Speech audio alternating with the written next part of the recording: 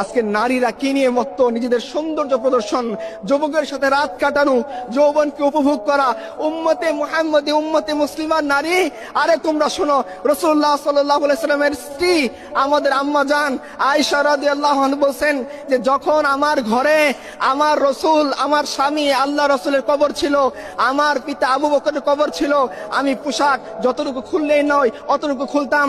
যেদিন আমার ঘরে ওমর ফারুকের কবর দেয়া হয়েছে, এরপর থেকে এই ঘরেও আমি কোনো পর্দা লঙ্ঘন করিনি, কারণ এইখানে ওমর ফারুকের কবর আছে।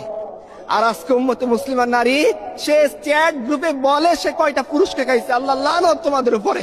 তোমরা জানো না রাসূলুল্লাহ সাল্লাল্লাহু আলাইহি ওয়াসাল্লাম কি বলছেন? তিনি বলছেন এমন একদল নারী আসবে যাদেরকে আমি দেখিনি, তারা পোশাক পরা সত্ত্বেও উলঙ্গ থাকবে, তারা জান্নাতে যাবে তো যাবে না, জান্নাতের ঘ্রাণও পাবে না। তোমরা শুনোনি এই কথা? তোমরা উম্মতে মুসলিমার নারী, আর তোমরা যুবকদের সাথে গিয়ে এই বাজে কাজে লিপ্ত হও।